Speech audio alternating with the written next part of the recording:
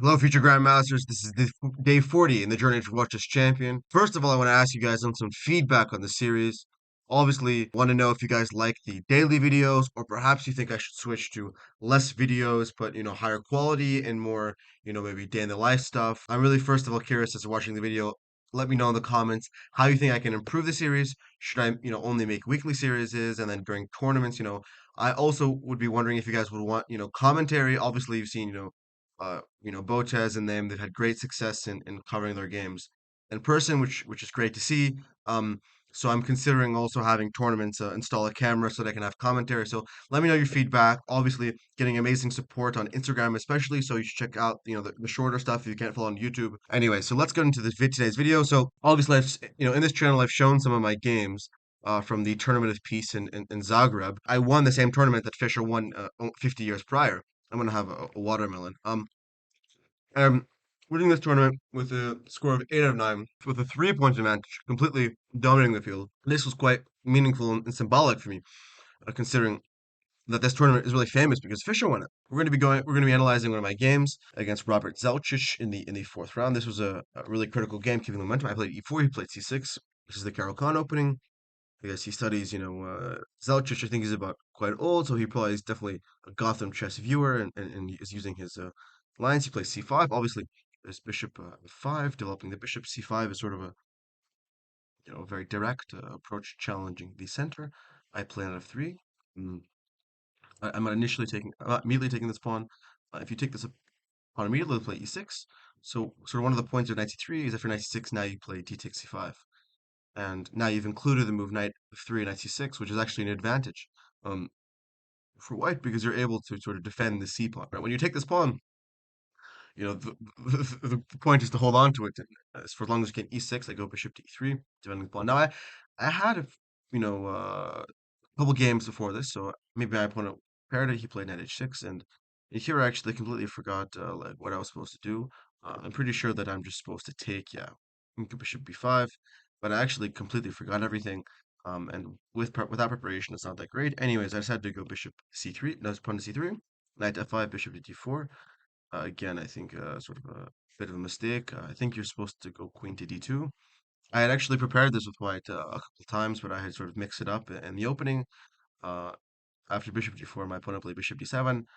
Now, the point is that, well, next black player is going to take on d4, and then maybe to play b6, also b6 immediately. But the thing is that, giving up this dark square bishop is going to be a lot of initiative that black will get. So I play bishop b5.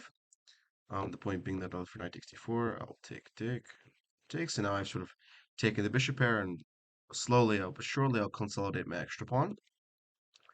Um, oops. Then played knight takes c5. This is sort of a common a motif, sort of when there's a bishop pinning a knight, the knight can move, and basically, if this bishop is not defended, then it's sort of a double attack, and if you take, you can come back. So it's common. Anyways, I take here. Bishop e5 and a4. I had actually known this idea, like vaguely, this sort of concept, and I had remembered that's why I went for it.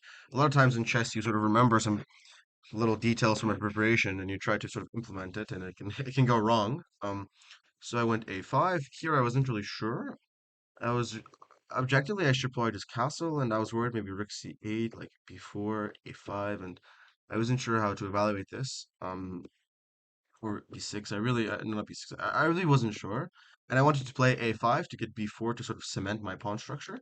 And after a6 castles, I took the bishop.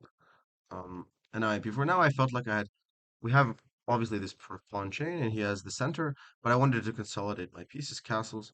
Knight to d2, bishop d8. He wants to bring the bishop to 7. So now I went bishop d5, f6, bishop here. And the point behind this was that I really wanted to, first of all, I have the idea with this queen being trapped, no, pinned, to bring the knight to c4, maybe to b6 or t6. This is really the piece that needs to be improved.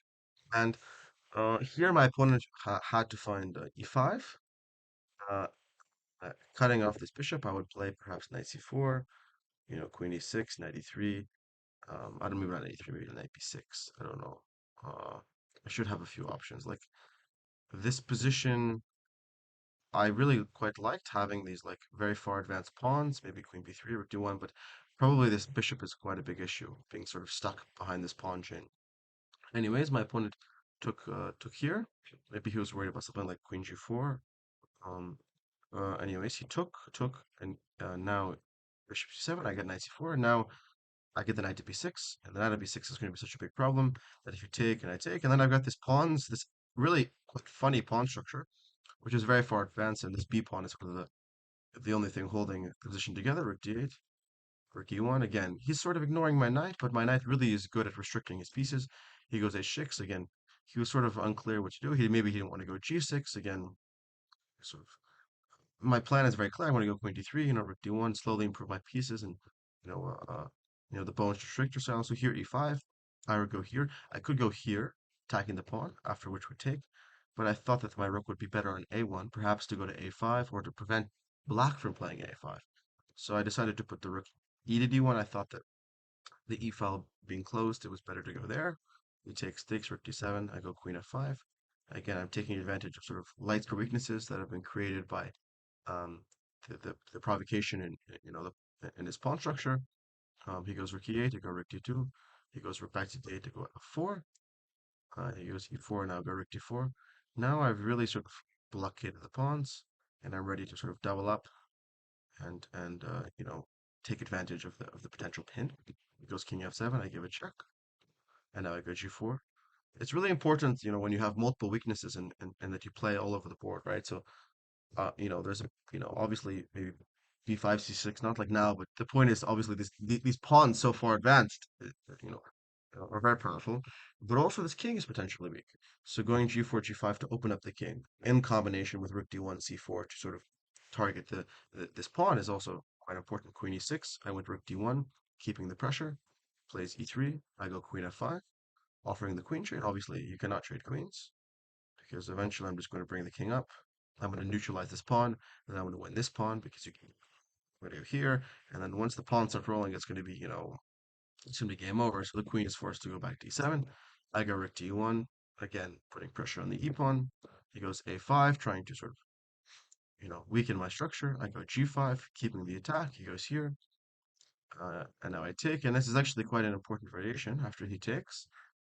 It looks like, he has these two pawns. Next, he might take this pawn. And, well, if I just take back, maybe he'll take here and I won't have much to show. However, of course, I have to move h7. And you might think, well, h7 looks nice, but what about king f7? How are you going to move this pawn? How are you going to move this pawn?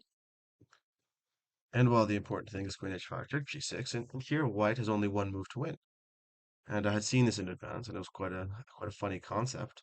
So you can take the chance to pause the video. But white's only move to win, is to promote to a knight. If you promote to a queen, then we're just going to take the queen.